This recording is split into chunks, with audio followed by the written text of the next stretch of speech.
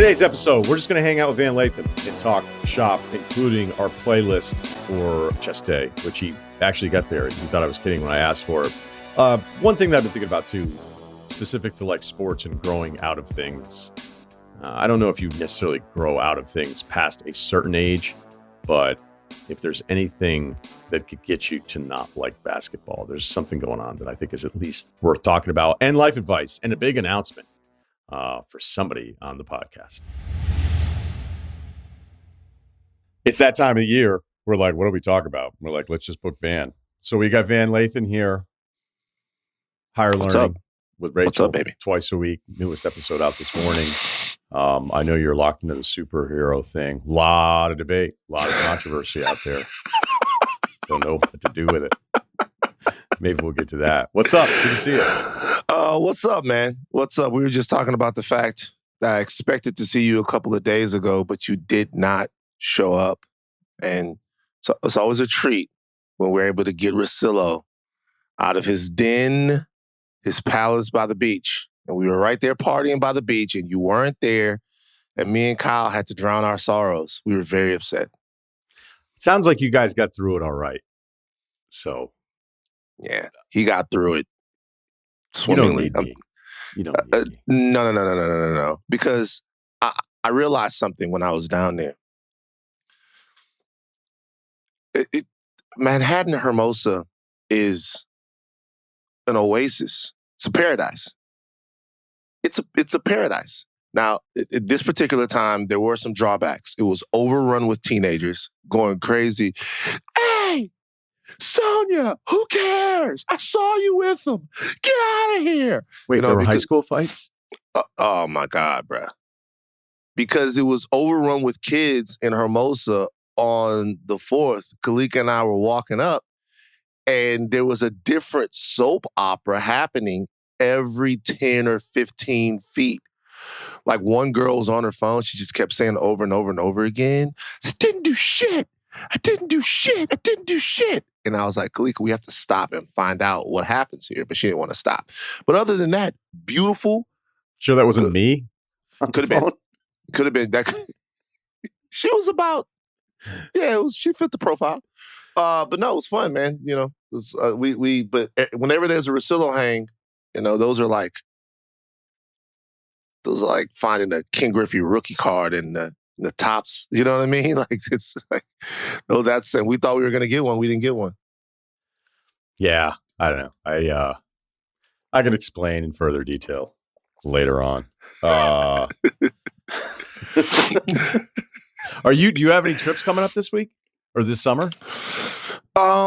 We are trying to decide whether or not we do Arrowhead or Big Bear for a quick little getaway. And okay. I was weighing the differences between Arrowhead and Big Bear. And Big Bear is far superior. But the last time we went to the lake, we went to Arrowhead, and it was very special because it was during the pandemic. You know, I got it in my mind. I had a dream, actually, that it was actually the end of the world, and we were in the woods, so we were safe. And so then I had that dream. I was like, oh, my God. So let's go to Arrowhead and see if the world ends. So I told Kalika, I said, get all your friends together, and I'll pay. We'll all go up to Arrowhead. This is bad, how bad my anxiety was. And we went up to Arrowhead, and civilization was able to, I just saw you look away, Ryan. I'm right here telling you about something that really, really affected me in my life. And you're losing the plot already. You're not interested at all. No, I'm so locked in. I was looking at a book that I'm just finishing, which speaks to your experience, but I want you to keep going. Because I was like, yeah, which one is that again? Okay, good. So we went up there, and literally it was a very important trip because I was going through it like seriously. And so there's we have a sentimental connection to Arrowhead, but Big Bear is just significantly nicer. So I think we've made the decision to go to Big Bear. And now we're trying to decide which friends we invite. During that time, it was pretty obvious. But I don't know if you know, sometimes the ladies, their friendships aren't as durable. Let me just put it that way without getting hit on the, over the head with the misogynist, saji label. Sometimes their friendships aren't as durable. They have what we would say tight rotations on their friendships. And there's a playoff roster that women have with their friendships sometimes. You know how we have pretty loose rotations? Like we're Like the the Pacers. Thunder. Yeah, Pacers, Thunder. We'll play like 9-10 guys as far as friendships are concerned. Women, they're Like JJ Tibbs. Redick, first round, Tibbs. They got 5. And when we talk about going on a trip, they got 3, 4 really reliable players. Teams on the floor. And those players change. They change. So they're constantly opting people out. They're waving them and stretching them, all kinds of stuff. So I have to look and see who's on her roster right now in order to kind of go to Big Bear. I've thought about this a lot because I don't know that there's a right answer. It's just different in that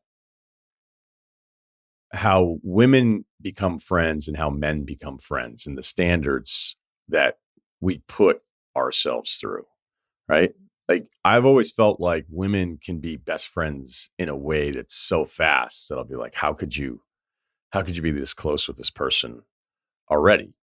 But isn't that actually like the nicer way to go about it? That you start at this absolute peak, as opposed to men. And also I think it depends geographically where you're from, where there's this almost like test that this other person is going through for you to have like buy-in. I mean, the idea of going on a trip with a guy you'd met a couple months ago, I don't know at any stage of my life if I would have been like, unless there were all sorts of co-signers on it where you're just like, no, this guy's great or whatever, and tons of mutual friends. I think that women get to a place of like trust and like in a quicker way that seems almost dangerous to me. But maybe that's just a nicer way to go about life. I've thought about this a lot too. I have several different outlooks here. I'm trying to figure out which ones are appropriate to share. But we'll go someplace, right? And it'll be like a party. It'll be somebody else's party. Not even our party. We'll go to a party that somebody else is having. We'll go to a party with a friend, right? Somebody else's shit. She'll meet somebody. And, I'll be with the fellows. We'll be doing whatever we do. And then an hour, 2 hours later, I'll see Kalika. And she'll be like, I was talking to Cynthia. And I'll be like, yo, who the fuck is Cynthia?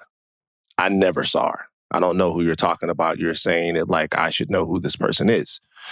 The reason why I don't know who Cynthia is because they were in some corner talking for an hour and a half, 2 hours. And she was like, Van, do you know Brian Shaw? And I'll be like, yeah, I know who that is. I'm just throwing a name out there. It's not the actual guy. He's like, well, that's his ex-wife. He has been so terrible to her.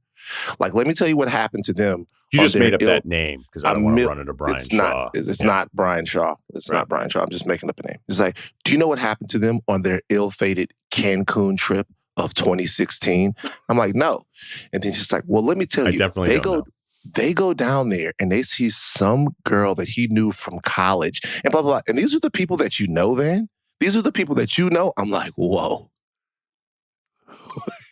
Whoa. Like, what are you talking about? Okay? Like, what the hell's going on? How did you and this lady go from, hi, I've never met you before, to this is what happened during my divorce?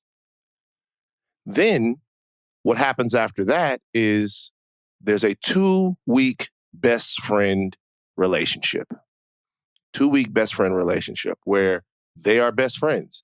It's like a They are seminar. You're there every day, putting in the hours. Be like, we're going to get you the credit this summer, not the semester. boom. Yeah. We're going on walks together. We're going to hang out and work together. We're doing all of this stuff. But this is all leading up to the I can't stand that bitch moment. And I know it's coming. And every single time I try to say, hey, maybe don't dive in this quickly because I know the I can't stand that bitch moment is coming. And I just want you to have a little insulation from the time that it comes. But that never happens. What ends up happening is we careen down the aisle to the eventual moment where the I can't stand that bitch happens, right? And then I got to listen to that. It's all worth it, by the way, because it's very entertaining to me. But this is why deciding who comes on the Big Bear trip is like physics, it's calculus, it's trigonometry, because we got to get the right friend at the right time that's in the right situation, or the I can't stand that bitch moment will happen on the trip. And that is the worst case scenario. And that could be the end of the world. So I want to get back to that point because I have to tell you, the narcissism of we're at the doorstep of Armageddon and it doesn't actually happen. But if you go through like all these different moments in history, we can go way back, right? Reading about the beginning of civilization, it's like just always right around the corner, right? It's right around the corner. And it's yet to happen, which is good news, right? We should be thrilled by that. But how often there's so many societies that feel like they're just moments away from everything being over. Don't you think there should be some lessons in there? Where you're like, hey, this thing that everybody keeps thinking is going to happen doesn't happen. Say more. Well, maybe it's because I started reading a little bit more about religions and stuff. And I'm not a religious person at all. But if you go back to like anything, the beginning of civilization, the stories that get passed down over and over and over again, they're all just kind of the same versions. And then they branch off into other versions. But like the core principles, the origin stories seem to be very similar. And yet I don't know if it's the simplicity of people in the beginning, like how freaked out people must have been like, what the fuck is this? Like, we're the only people, we're the only beings that can create some sort of organized civilization. Well, clearly there's something else going on. And a lot of religion was justifying and explaining things that were not explainable at that time with the lack of understanding of science and all these things, right? So there is just mass confusion. And the confusion leads to like, well, this can't be, I don't know if this can't be real, but if somebody else is in charge of all of this, if there are these higher powers, then we have to be like loyal subjects. And you could also argue that it was a way to keep power in the hands of the people that had it by making everybody feel like they were less than. But when you keep going through all these moments in history where you feel like this is the day, the days, like the end of all days, and it never fucking happens. I'm just surprised anybody's able to still sell this message to anyone in the world. Wow. Okay. I went a little intense on that one. No. This is the type of shit that I love. Okay. So I think a couple of things. I'll take them as they pop into my mind. One, the thing with the religions. The religions that teach about a higher power, a lot of them, particularly the ones that the Abrahamic religions that we might be talking about, some of the other ones that look at things a little bit differently. They talk about a finite human existence. So there is an end times there. There is a time of great peril and a time of great strife that will then lead to something more, right? And did you grow up pretty religious? Yeah, for sure. Yeah. Like Swagger passed away last week, and it was deeply moving to me because Was he on the TV at the house? Oh, I was there. I was there. I was not just there in terms of like me, Marcus Spears, Michael Clayton, all of those guys. We were playing basketball at Ketchum Fitness, and Ketchum Fitness is the gym that is on the campus of Family Christian Academy, which is Jimmy Swaggart's school. It's right there on Bluebonnet. When you're going down Bluebonnet, Swaggart owned all of that stuff. So you'd be hooping, and you turn around and look up at the upstairs track, and there would be old Jimmy Swaggart looking down there, maybe talking to something a little nice, you know what I mean? Looking down there at you while you're playing basketball. And like, whatever you guys want to say about Swaggart, and I'm sure he has all kinds of red in his ledger. You guys have all seen it, whatever. He's a nice man. Eye for talent? Eye for talent. Nice man, nice people. We always had a place to play basketball. We always had a place to play basketball. So that part of it is, that part of those religions is very important. It's very formative, because there is this all being temporary, this life, this earth, all being temporary in the everlasting hand of God is a gigantic part of why you need to do the things that you need to do while you're here. You're auditioning for something, precisely, right? Right. It's like Santa for adults. Well, I believe in Jesus, so. No, I'm not saying. I'm not even getting into because if it came off as fake, and I'm not sitting here as a complete atheist. I don't really have much of a problem with anybody being religious other than them telling me that I need to you should do. Right. Yeah. So go ahead. If that came off as disrespectful. I get it. But so what all of that does is it seeps into culture, because really our culture, the entire culture that we're in, particularly here on the West and other places, is really oriented around some of those ideas the way they first started. So it seeps into our culture. So that's one part of it. There's just an understanding of Revelation and the second coming of Christ and how things are going to be when things are really bad. Like where I'm from in Louisiana, I'll just speak for that because I can't speak for people everywhere else. It's just that even the thugs and the guys out there on the street that never go to church, they just have a cultural understanding of, man, it's really bad. Like we in the end times now. So that becomes something that you sort of orient your life around. Second, I think it's the nature of human beings to ask how durable and lasting our condition is, whatever condition that is. It doesn't matter what it is. When we're sitting around, we're having a good time, there's going to be somebody in the group that's going to go, how long will the good times last? Like, how long will we be able to maintain all of the technology and all of the advancement and just the nature of us as men to destroy the beautiful things that we've been given? People ask those questions, and those questions are philosophical ones. 3, and this is the last part of it, is the world has ended. It has ended for many civilizations. It's ended for many people. It's ended for many of the groups and peoples that we study. We look back, the version of the world that the Roman Empire ruled, that world ended. And then a new world came. The version of the world that existed in the Dark Ages, that world ended.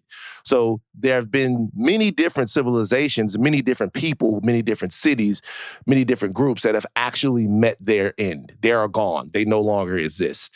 Now, the human race has continued to persevere. But I think sometimes we wonder, as our culture becomes more homogenized and we become more interconnected, is there a greater ending that could affect all of us at the same time? Is there a greater ending? Because we rely on this country so much, they rely on us. If we do this, now it happens to them. Now it happens to them. Now it happens to them. Now it happens to us. Like, even if you look at the pandemic, it was like, well, there were structures that existed, or there was the nature of civilization that existed like 100, 200 years ago wasn't as interconnected. The plane can take the disease everywhere. Now, because we're connected to a greater degree, will those small endings become greater endings that will really spell the end of the human race? Wow. 20 minutes in. I didn't expect to be here. But you got me thinking about going to Lake Arrowhead. Well, I like your choice, Like, hey, if it's over, let's go by a lake. If it's going to be over, where am I going? Because you'd like to think you'd have a little time to plan, right? Like, where am I going? I mean, most people, you'd be like, all right, well, I've got to go near family. But can you imagine going through security at the airport with a week to go? Yeah. You get on the phone, you're like, hey, look, it's just, airport's a mess. Flights are too expensive. Like, maybe we'll FaceTime. Did I ever tell you the Silverado story? No. Quickly. So me and my dad, rest in peace, we're watching Silverado. Lovely movie. Lawrence Kasdan, Western. It's like 87 or 88. Reading Lonesome Dove right now. Never read it. Oh, shit. Reading? Yeah. Interesting. I've only ever seen it on the television. I've never read it before. Fantastic. Yeah, little fiction for the summer. There you go. So we're watching Silverado. Whatever. It's like late 80s. One of the prostitutes spent time in Baton Rouge, I believe. In Lonesome Dove? Well, I'm not very far into the book, so it's the first prostitute. She might be the only one. I don't know what it is about Baton Rouge, but whenever the city gets mentioned in anything, I just hoot and holler like Hateful Eight. The Battle of Baton Rouge, not a great time for my people, but like I go, oh shit, that's us. Love it. Yeah. Love it. I could be messing that up. It could have been just a stop in Baton Rouge, but she was a sporting woman. That's the nice way of saying prostitute. Prostitute. Woman of sporting. Woman of leisure. What's the sport? You don't hear that a lot anymore. No. All right, so back to your point. Anyway, here's the thing. We're watching the Silverado. We're watching Silverado. And my dad goes, I'm like 7 or 8. And my dad goes, the world's gonna end up being just like this again. And I'm like, huh? What are you talking about? He's like, talking about horses, carriages, no electricity, 6 shooters, the whole nines. The world gonna be like that again. And I'm like, why? How could that be? What are you talking about? And he goes, his face lights up. So, oh my God. Like, oh, something that the kid doesn't know. That my dad his eyes would sparkle. He goes, oh, because of the bombs. I'm like, what are you talking about? He goes, son, oh my God. The Russians have these bombs. Yeah, here we go.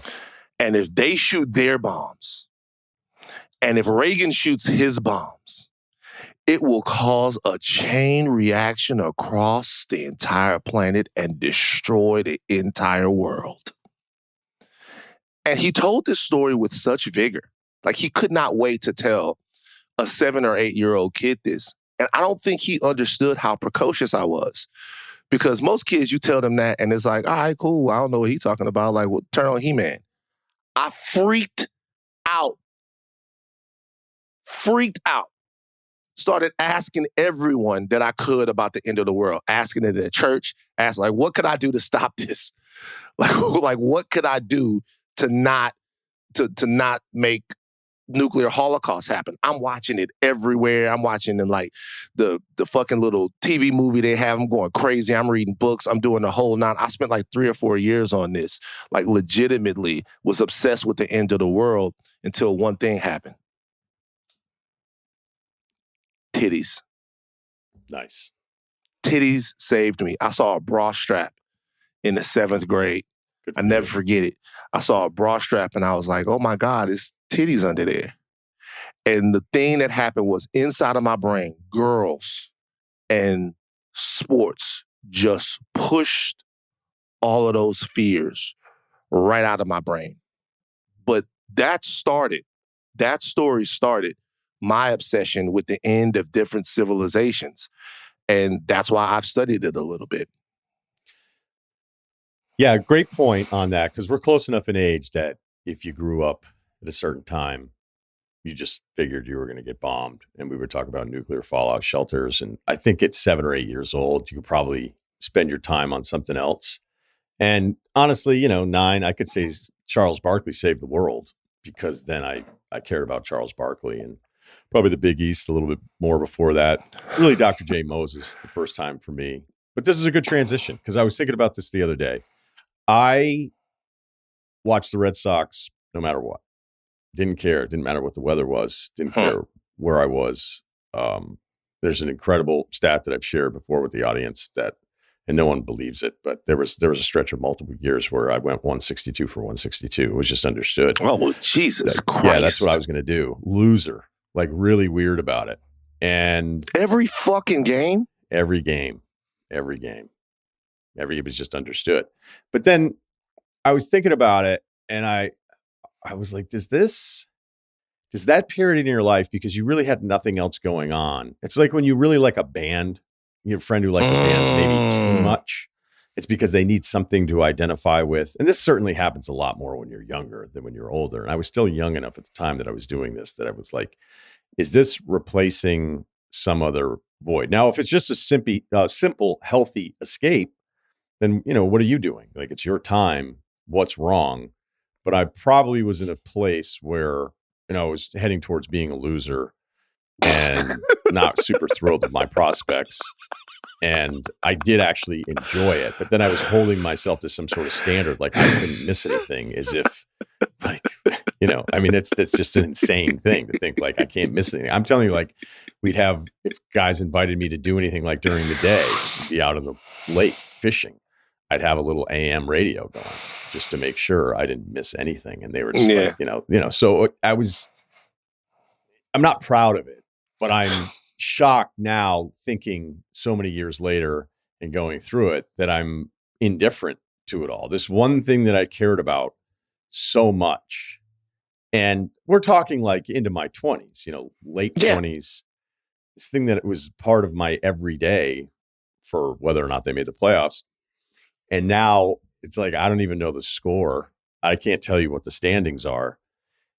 Do you think you'll ever get to that point with anything, like in sports? Is there anything in sports now, like, are you established with your routine? Do you think 5 years from now, I can't ever imagine you not caring about LSU, so I'm not even going there. Yeah, because I do wonder if there's like another stage, whether it's me or for anybody that's listening to this, where did I OD on the Red Sox? There's an argument to be made on that too. I was thinking about this because I feel like there's so much NBA stuff that I can't stand, and we're both too online. Yeah. But there's almost like a skit in my head for this if there were a sports SNL, which probably wouldn't be funny enough to even work because you'd run out of material. But the propaganda machine that exists against certain players, and I guess it's as simple as getting the clicks, because there's going to be somebody that hates LeBron. There's going to be somebody that hates Kobe. There's going to be groups that are like, cool, I want to feel like these guys. It's very political. I saw the video the other day of LeBron James, and he was doing some drill in the corner. His handle didn't look super tight. And then it becomes this conversation of like, this is your God. This is your God. Like, look at him fumble. Is this your king? Right. LeBron has no bag. He has no bag. And you're kind of like, hey, even if you don't like LeBron, because there's certainly criticisms I would hear, allow, and agree with, but whatever the lack of bag there is, it's fucking worked, folks. Right. Yeah. Okay. It's like 20 years of evidence that whatever the limitations are on his stuff, like, it fucking works. And I wonder if there are conventions, these people that just peddle in propaganda, if they get together these conventions, like, oh, who are you with? We're like, oh, we're with the post 16 Durant crew. Like, he's not top 20. Like, we've been pushing it really, really hard. We're like, well, who are you with? And we're like, oh, we're the Kobe's number 1 or number 2 overall. No one ever said it while he was actually playing, but we've been making great strides, a lot of momentum lately for Kobe actually being better than LeBron all time. And, we're going for MJ for number 1, maybe a couple years of work. We can get there. But I don't know that any of that stuff would ever make me dislike basketball enough. Cause that's a very simple thing to ignore. Ignore it, move on, laugh. I don't think I'd ever let that get in the way of enjoying something I've enjoyed for this much of my life. But the Red Sox example scares me that I'm like, would I ever get to a point? Now it's also my job too. So, it would make a ton of sense for me to go, hey, now I'm just off this whole thing. So I've thrown a lot at you there, but it has nothing to do with religion. So I got it. So I got to say one thing about the LeBron no bag thing. The LeBron no bag thing reminds me of when we would be at TMZ and we would get pictures of Leonardo DiCaprio shirtless on his boat. And these pictures would come out from time to time. And people would look at Leo shirtless and they would be like, oh my God. Like Leo has no traps, no buys, no like, what? Oh my God, Leo throwing a football or something like that. And people would be like, he can't throw the football. Like, and everybody would be like, oh my God. And I would be like, who fucking cares? Do you see what's on the boat with him? It don't matter. Like, the stats are there. He's the all-time leading scorer. The bag, his bag is working, whatever it is. A recent example, just to keep it fair here, the new Sydney Sweeney picture going around where she's a little sweaty out at some late night karaoke. Spot. Yeah. Right. And why have I seen that picture? What? Why have I seen that? Why did I know? See what I'm saying? Why have I am too online. You like the Sydney Sweeney picture. I know the exact picture. She's sweaty. She's at karaoke. Why have I seen 50 times without looking for it over the past 2 days. Okay. Yeah. You know why I've seen it? Is because it turns into a bit of a like, this really? Everybody's losing their minds over this. Yeah. And you're like, do you realize how good she still looks in this thing? Like, what do you, and again, it's kind of back to the LeBron Leo thing. Maybe it's just tearing these people down a little bit, but the NBA one is very specific. Like nobody's sitting there running videos of, I'm trying to think of like somebody that's at that level, but nobody's posting videos of like Barry Bonds striking out. Yeah. And going, he wasn't that great. Yeah. You know what I mean? That's what we're doing with basketball players right now. Is it no shit? Like you're going to find some misses from LeBron. You're going to find things that Kevin Durant said that you don't like. We can go through all of it. Oh, Jokic didn't close out on this guy in the corner. This is your God. And you're just like, yeah, we could do this. But I don't know that we do it with any other sport the way we do it with basketball. So I have thoughts about that. And then I'm going to come back to what we were talking about the last time. I think basketball is a sport that it's so individual. And because it's not as individual, I think the newer generation of basketball fan is waking up to the fact that it's actually not as individual as people thought that it was, right? But the singular player matters so much. And because of that, the game is subject to more context than almost any other sport. If you hit 800 homers, whatever, you hit those home runs. It doesn't matter if you were a bad first ball hitter. It doesn't matter if you swung at pitches out of the strike zone. Like Vladdy Guerrero would sometimes swing at balls way out of the zone or whatever, but he was a great bad ball hitter. He hit the fucking ball. You couldn't strike him out, right? Doesn't matter what his tendencies were.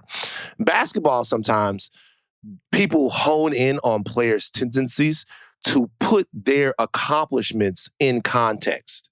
So Kevin Durant, all the points, 2 times MVP, 2-time champion, 2-time finals MVP. Aha!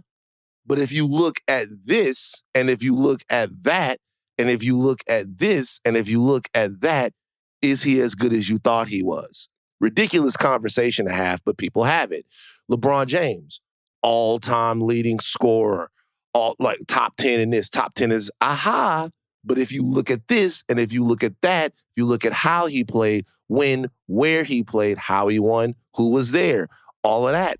Like the sport, particularly with the way that it can be pulled apart now and the way you can analyze all of this different stuff, it almost lends itself to this over litigation of every player's usefulness, efficiency, and greatness. Like you ask yourself, hey, this guy is, because it's one of the only things to where it's like, if you're in the NFL and you rush for 2,000 yards on a bad team, you rush for 1,700 yards on a bad team, yeah, we might look at your yards per carry, but it's such a grueling, tough sport that people are going to be like, this is a bad motherfucker. He's actually badder because he ran for all of these yards with no passing game, right? In the NBA, if you average 25 on a bad team and the stats don't matter and they don't equal winning, well, we have to make sure that people know that you're not as good as that number says that you are.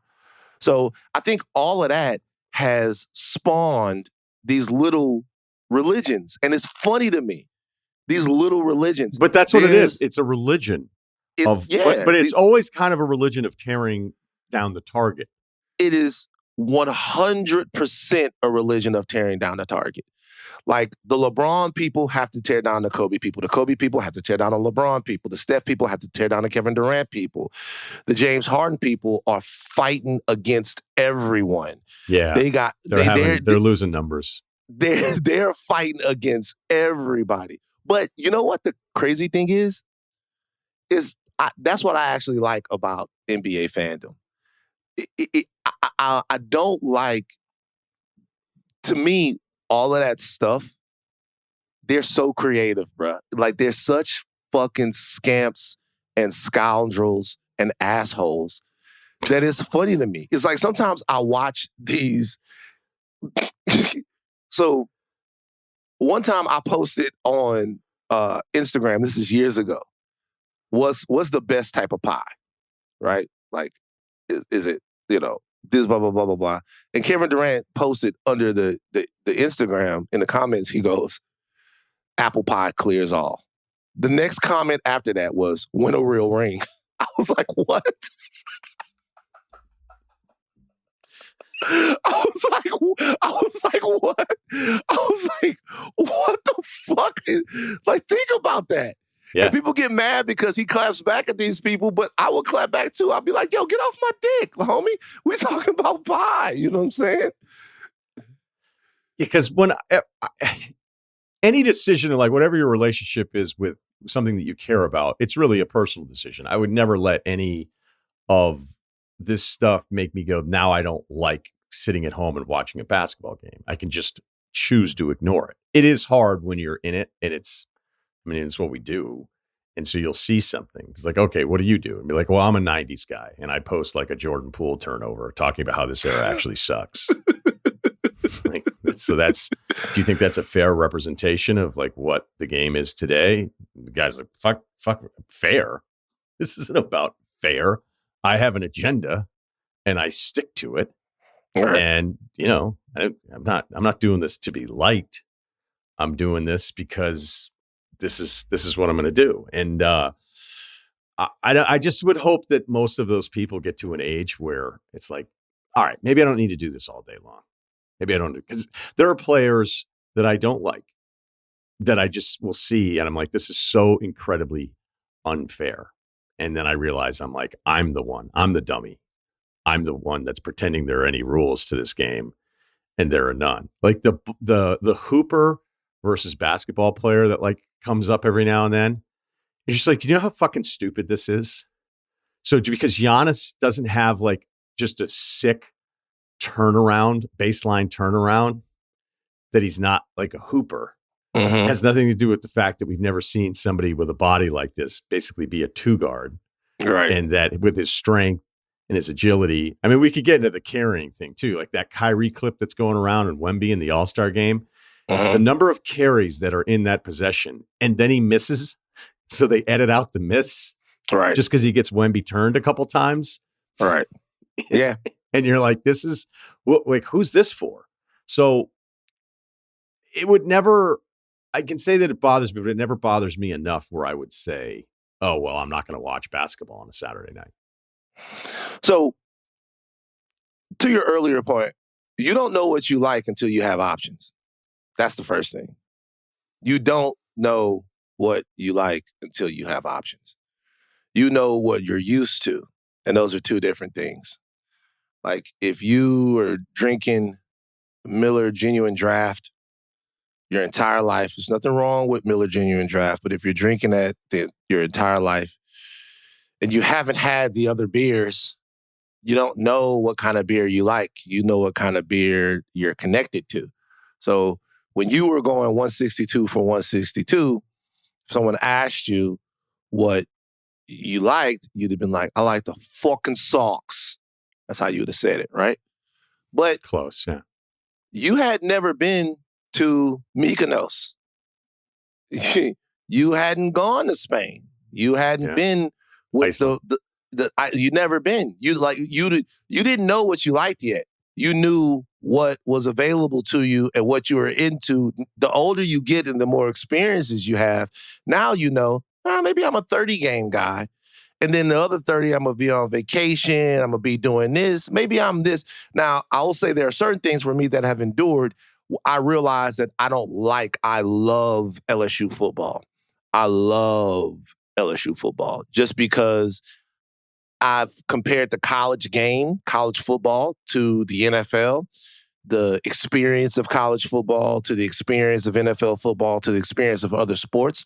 And I prefer college football, but it's almost as much of an intellectual decision as it is a decision based upon nostalgia and culture, which is a huge part of it. But now I just like college football more than I like any other sport. It's my favorite sport for many, many reasons, right? But like with these NBA players, that's a part of it too. A part of it is that you compare things. The players there's so many different types of player in the NBA that your personal aesthetic can be a part of your argument. Like how somebody does something, right? Yeah, they scored 25 points, but how did they get them? Did they get the points by backing somebody in on the duck end, turnaround, drop step, hook? Or did they do it with Kyrie, where it's this blissful display of almost every basketball skill that one could have?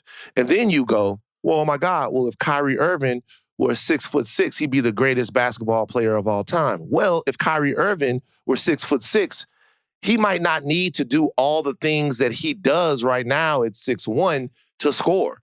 So his game might be totally different.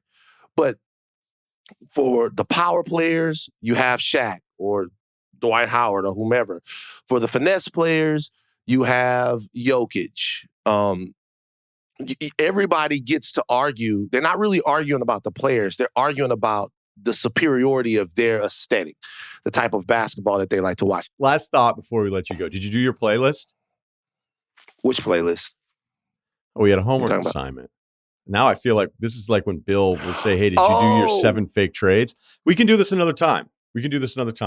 I don't want you to. I did see this. You probably thought I was kidding because I usually am. I did. Yep. Mm-hmm. So that's fine. I asked Heavy Chest Day 8-song playlist. We'll do this.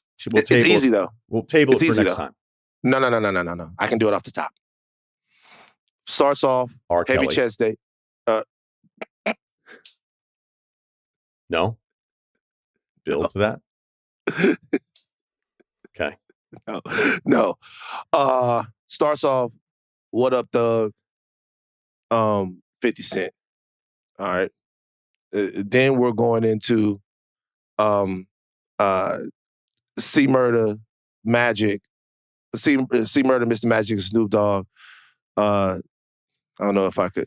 Down for Mine. Yeah. I saw it at Texas Tech. I've never seen 40,000 people yell that word, and it all sort of makes sense, and nobody was mad. Yeah, into it. The third is Ariel's System of a Down. Okay, now we're cooking. Yeah.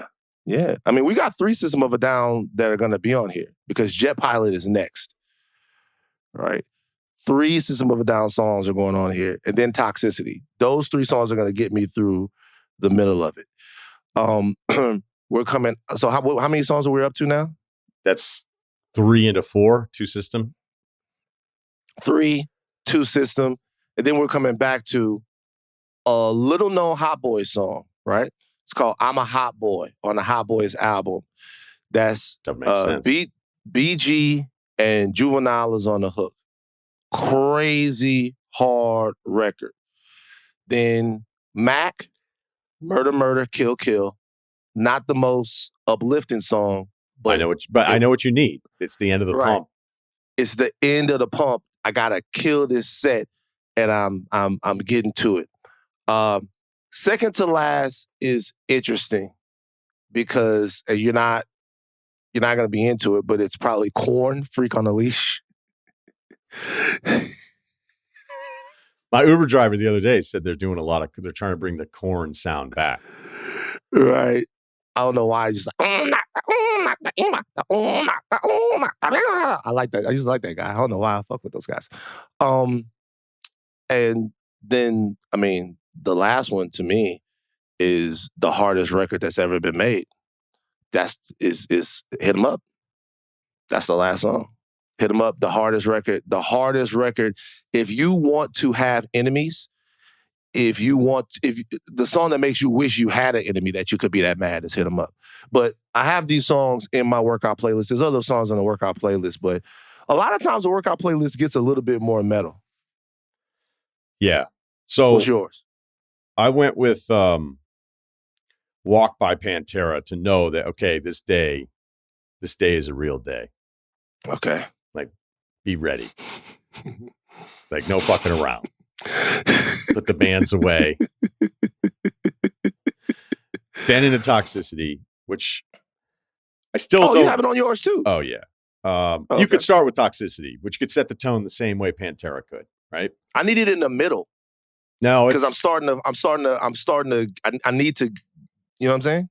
Yeah. Yeah. I really like my middle song, and then I love my last song. So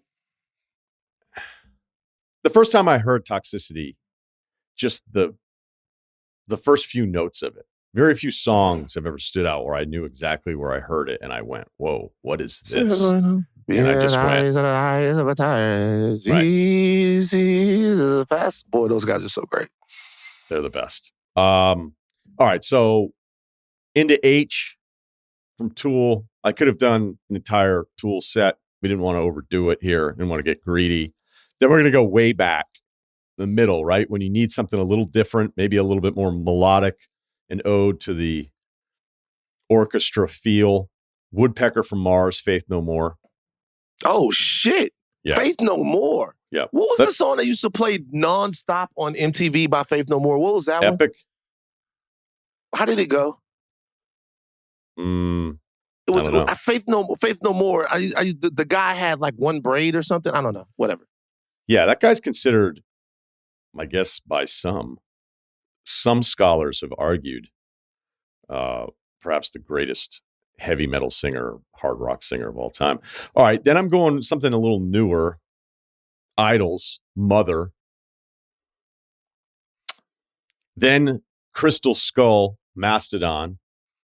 Intervision, System of a Down. And then to close it out, we're going Mastodon again, Hearts Alive. Now, it's a long song. But what I'd like about this is just when you think the pump is over, it's not. Maybe it's cables. Maybe it's, you're changing the angle. Maybe you're doing 10 reps on them every 15 seconds, 15 seconds on, and you're just fighting it. You're fighting the pump at the end. I'm getting excited just thinking about it. I was going to do legs now. But we'll share those playlists later today from Spotify. How's that? For sure. You got to bring the corporation into it. Great job by you, Ryan. All right. Enjoy Superman. I will. Tonight, Tuesday, I'll come back and tell everybody, about the movie. I hope that I'm invited back, and I hope that I still have a significant other after I've talked about her friendship choices like that on the podcast. Yeah, maybe we'll release this after you guys go on the trip. Yeah, maybe so. Maybe it works. Van Lathan. Thanks, man. Brother. Peace. You want details? Fine. I drive a Ferrari, 355 Cabriolet. What's up? I have a ridiculous house in the South Fork. I have every toy you can possibly imagine. And best of all, kids, I am liquid. So, now you know what's possible. Let me tell you what's required. It's life advice. Email address lifeadvicerr@gmail.com. All right, Wargon, Kyle, full group, some accounting. Let's just get it over with and do it now because we could do it Thursday, but Wargon's going to be off, right? You're off Thursday? No, I'm here Thursday. You are. And you're getting married? Saturday. It's going to be awesome. I hope. Kyle, you're going. I'm going. Shocking as it is for this group, seems. But yeah, I'm going. I'm not. We'll just get it out of the way. I know. Keep the streak alive, dude. That's great. Stand for something or you'll fall for anything, right?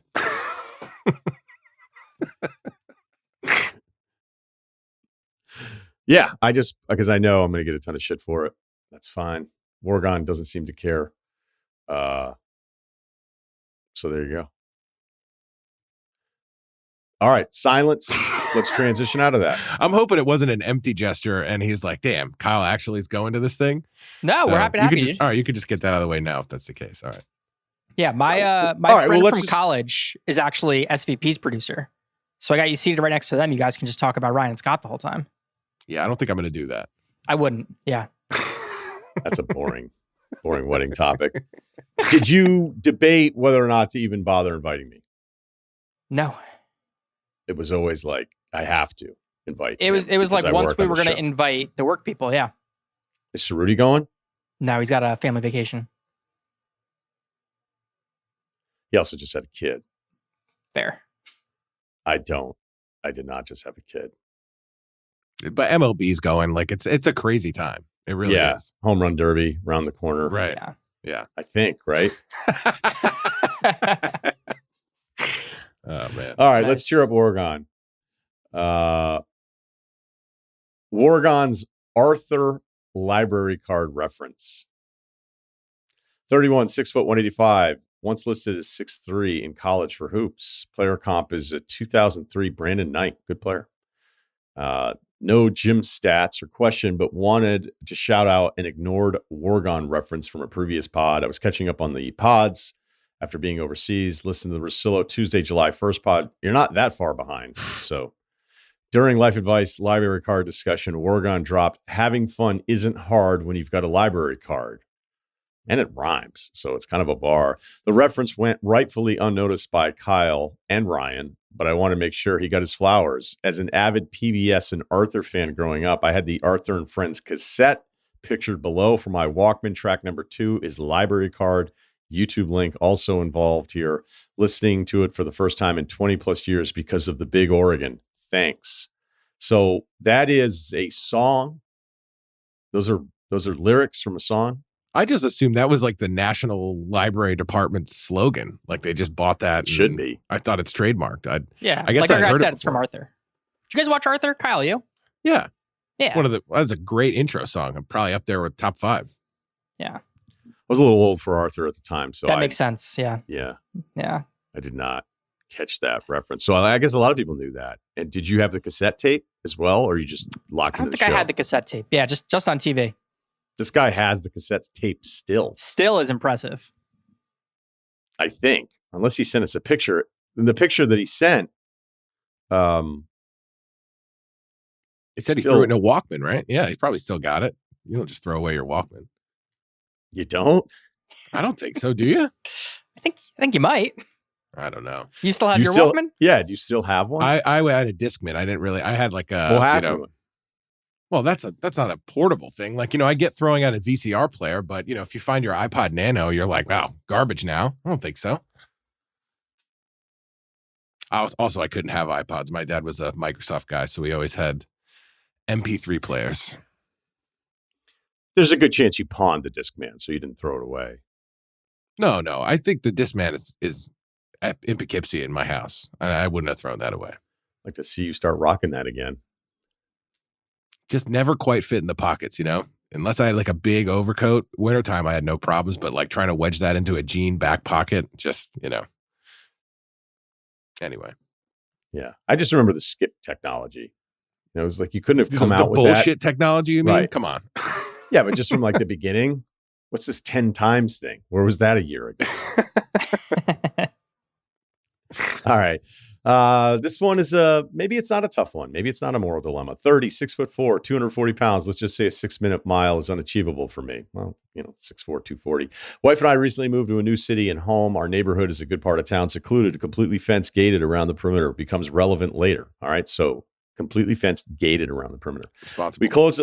What's that? Responsible. All right. We closed on a home a couple months before our official move date and just recently moved in. I put up some cameras around the home before we moved in for security. One weeknight in May, our camera on our side yard patio went off around 2 a.m. It shows a video of a young adult male walking along our patio wearing a hoodie, gym shorts, and slides. He's casually strolling through our yard patio with his hood down. Then is caught by surprise when the camera spots him and throws his hood up and keeps walking through our yard patio towards the front yard street. The video captures a decent image of the guy's face, and it's a strong resemblance of our next door neighbor's son. Size, build, skin color, hairstyle, face shape, all match up, but I wouldn't say it's conclusive. Our house is second from the end of a cul-de-sac on a hill, etc. So nobody would ever unintentionally walk through our backyard. Also, the person is wearing slides and the neighborhood is gated fence, so I doubt anyone from outside the neighborhood or is coming from a long distance. After debating what to do, my wife and I decided to just let it go. Probably the neighbor's son sneaking out of the back of their house and cutting through our yard to go smoke. All right. Yeah, Kyle checks out. We didn't want to cause trouble or jump to conclusions before we really even live in the neighborhood. Now we've fully moved into the home, been added to the neighborhood Facebook group, and met some of our neighbors. And as it turns out, that same night our camera went off, someone wearing a hoodie had attempted to break into a different neighbor's home while they were on vacation. It tripped their security system and the cops were called. There are a few videos on the neighborhood Facebook of someone walking around and snooping through yards that same night, and it's pretty clearly the same person wearing a hoodie, but with their hood up, so the videos can't identify them. Adding to it, apparently, there's been a string of theft within the neighborhood over the last few years, breaking into cars, porch pirating packages, attempting entering of homes. At one point, someone got into an open window and stole thousands of dollars of cash. Looking at these videos on the Facebook app, it's almost certainly the same person. They're wearing the same hoodies, same slides, have the same build.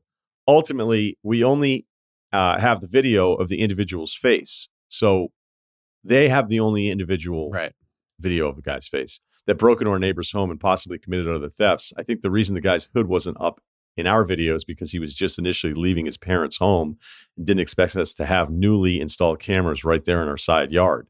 Also, all the trouble is occurring for neighbors on the other end of the neighborhood and away from his parents and our house. It's good evidence, but not conclusive. Given the broader context of the situation, I'd say there's a majority chance it's the next door neighbor's son. What would you do in our situation? I want to do the right thing for myself and others since there have been several incidents, but I also don't want to cause a conflict with the neighborhood or with my next door neighbor. We could be wrong. Plus, we own this home and have to live here long term.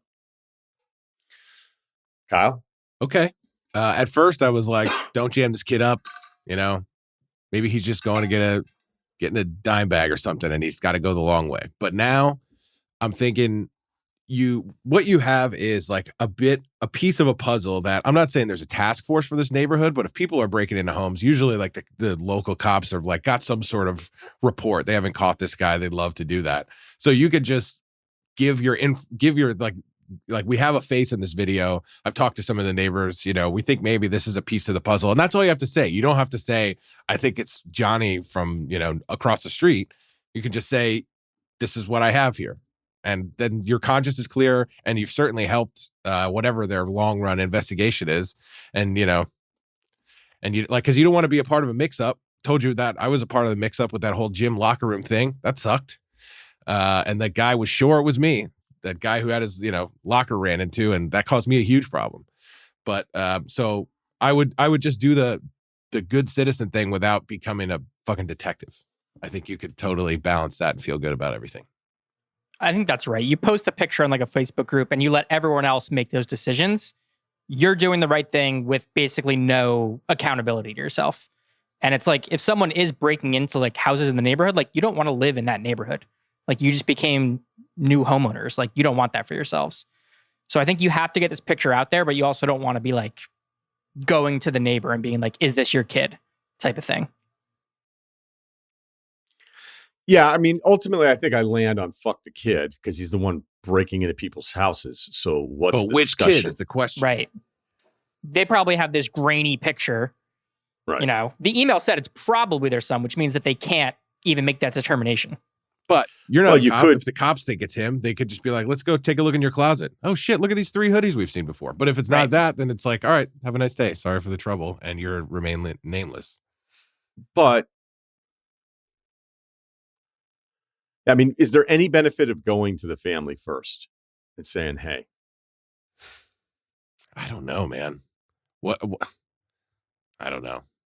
I think the danger is you don't know They don't know him at all. they don't live know there. him at all. Right. Yeah. Also, if it's a kid like that, maybe his parents are like, they're in automatic fuck you mode. Maybe they're just like, oh, here we go. We got to stand up for Johnny again. Not my son. Yeah. Who He knows? would never. Who knows? Yeah, if you knew the parents and had the advanced scattering report on them, but there's millions of kids that turn out like this. Some of it is just because the kid's going to be a shithead and it has nothing to do with the parents. And I think it's safe to say there's plenty of parents out there that are just so bad at it and they defend everything. So whenever the kid's got into trouble when he was 7 or was 8, it was never his fault. It was never his fault. Now the next thing you know, the guy's like, he's taking classes online, but he's living here right now, but everything's been great. And he's robbing fucking houses. He's doing And if really he's- well for himself. Yeah. And if he's also figuring out who in the neighborhood is like on vacation, like this is what this guy wants to do. My car got broken into when I first moved to the house I'm in now. And they didn't get broken into. So this is where somebody's going to tell me it's my fault because it was a random thing. I didn't lock the car because the garage wasn't empty yet. And it just happened to be like I had comic books from my brother, which is one of the weirdest things for me to have in my car because I'm not an adult comic book guy. I did like them when I was kids. No offense to Wargon's collection behind him right now. And I had a pair of Nike Pegasus that I didn't like that I wanted to return. We're just going to keep moving. And so I could tell, I went to check because I was like, oh, the sneakers are in there. I can return those today. And then I was like, they're not in there. I was like, maybe I moved them in. And then when I opened the door or when I went to unlock it, it was like, oh, wait, it was already unlocked. I was like, what are the chances the one night that I didn't do this? So I looked at the camera and like, I didn't know what to do with it. It was clearly kids because they left golf balls and took comic books and then hoped maybe the Nikes could be returned because I don't think they were going to fit in the size that I had on. And then it was pretty clear too, like there was kids the next couple nights doing stupid shit around this little stretch of the neighborhood. And then another guy came running out, yelling at the kids. And then I was outside trying to figure it out. And then he was like, you guys were last night. So I don't know what happened. There might've been like a kid in town with his cousins and he's the bad seed and was just getting these guys to do all sorts of reckless shit. So personally, I was like, I don't really know that I have enough to go on. You know, when you see somebody just go, all right, I'm going to take it right to X and post this, be like, hey, do you know this kid? And then you don't even know if you don't know that you're right, you can't do that to a kid on this one. So you're saying anonymously go to the police and say, hey, we have this video, explain the whole situation. Because if this is your neighbor and it's a kid, he's not like breaking something and being stupid. Like this is really thought out malicious shit here. Looking for vacationing families. He's going to be doing the same thing to you. He doesn't care. He doesn't have respect for anybody.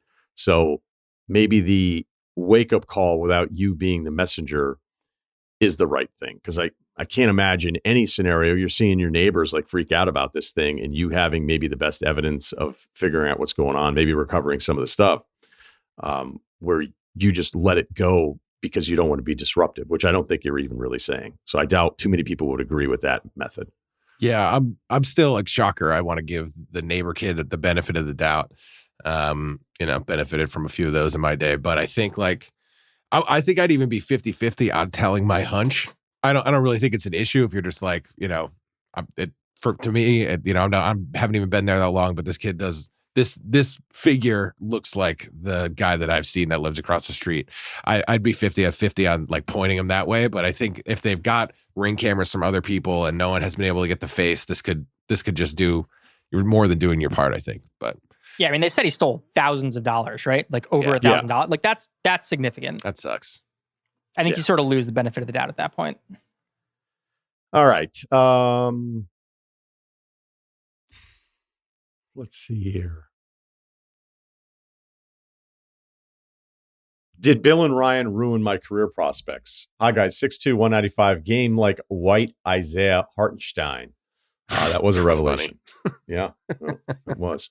Long-time listener since the Russillo and Wargon ESPN days. I recently had a business trip. I know. People are like, he's not going to the wedding. These guys go back to Bristol. I recently had a business trip with 3 other colleagues. I am the most junior of this quartet, quad squad. Of course, I had the old podcast machine playing, Bill and Ryan on the flight down. I was also the designated driver of the group. After landing, I hooked up my Google Maps to the Android Auto, and we were on our way. About an hour into the drive, after the conversation died down, my colleague in the passenger seat, who's also my boss, started searching through the apps on the Android Auto screen. Okay, all right, so not through his phone, but it's all connected, linked up. So I was driving. I couldn't tell what he was looking for until over the speakers, I heard Bill's voice pondering over Kevin Durant's trade value. I was sweating like Ted Stryker in the next 15 seconds, fearing what snarky remark Ryan was cooking up. Luckily, my boss pressed pause before I had to explain who Jeff Green is and why the deep voice guy seemed so convinced he could have been a rotation guy on any recent championship team. Upon pausing, my boss's commentary was simply, quote, basketball. With a hint of disdain. The next 45 minutes in the car were silent. Silent? Come on. Like Ewan. I found his performance both histrionic and meretricious. Tell me about it. When he picks him up for Thanksgiving, Greg? No, nobody. Succession. That was a great plot point. Like, we're driving from Canada. Take me home. So good. Upon pausing my boss's commentary, we got that. It's been a few weeks since, but I fear the damage has been done. The communication since has been icy. At this point, I don't know if I should address it or continue suffering and shame. What do you guys say? In 2 previous trips where I was not the driver, we did not listen to anything. So I did not consider preparing a more suitable playlist for the ride. What? This What is the hell crazy. Is this? Right. What the fuck is this, man? He said imperceptibly icy. This has got to be a thinking too much thing. Maybe you're different. You know? Maybe you're the one who's different.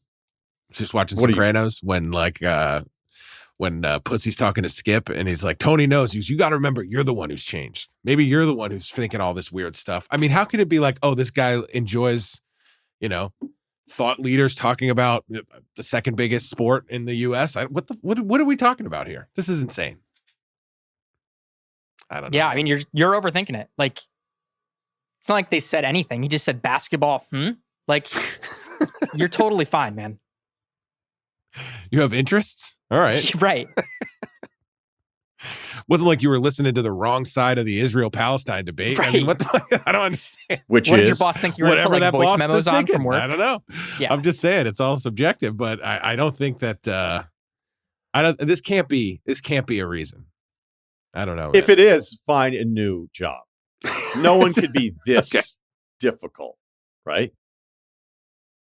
No.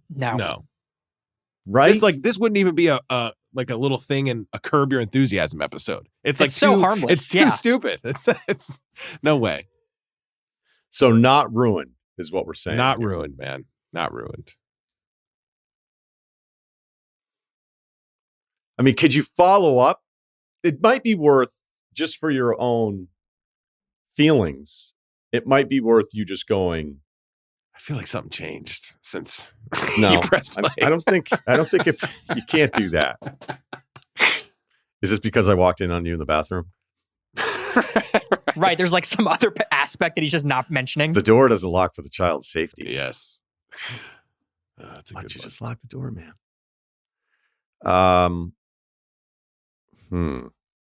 And Pam's over there saying, we're pleasant. You're like, you've gone back and watched any of these seasons? Pam? What a Really crusade you're self-reflecting. on. What a crusade you've been on. Really. I'm off it now. I think you need to talk to somebody else. Be like, does this guy hate sports? Who else was Does in the he car? hate sports? I think you need to know. Like, you need to figure out where this guy's head at. Where Even if he hates sports, it's not like you hate everyone who likes sports just because you hate sports. I'm not in many social settings where I'm just with academics. Full stop. And with yeah, right. You don't need to keep going. Where I would have to like explain what it is I do, where the person would just go, "What? Like, what do you do? Right. Do you make a living doing that?" I mean, there's been a couple times where it's like, "Oh, you can actually make a living with that." They're like, "Yeah, you can if it's a good one, if it's considered in the good tier of options that are out there." But I think you need to understand a little bit more about where your boss's head is at when it comes to sport, just so you can kind of put this one to bed. Yeah, is he one of those guys that says like "go woke, go broke"? That could explain some of it. I mean, it's just like, I can't think of any other. So you reasons. disagree with that premise? I just can't think of someone who would be upset at the game of basketball unless there's like some irrational thing. I don't know what it could be. This can't be real. All right. Yeah. Hit us up. There's a lot of people that also want to hear back from the guy that went to the wedding with his girlfriend, Jim Rice over there. 14. Wait, what happened? But, remember the guy who was like, I basically slept with every girl. Oh, that was yeah, at yeah, this, yeah. That's this right. wedding. Yeah. And he was like, how do I do this? We had a few emailers talking about like different strategies, the whole thing. You're just like, yeah, okay, good luck. Good luck with all the strategies. The strategy does not work if you don't know who the person is. I mean, that's why this stuff's so complicated at times. It's like, why do you care about this? Because I care about it. I didn't think you would care. Then you meet somebody else. It's like, hey, I need to tell you something. Why would you tell me that? Why would I care about that? You're like, oh, you don't care. Same species, completely different rationale. All right, that'll do it for the show today. Thanks to Jonathan Frias. Thanks to Wargon. Thanks to Kyle. You can check out our podcast on the Spotify app for video as well. Also subscribe to the YouTube page. Ryen Russillo Podcast, regular Spotify. They were going to name me Michael Jordan. My dad was like, I don't think he can live up to it, so they named me Michael Jared.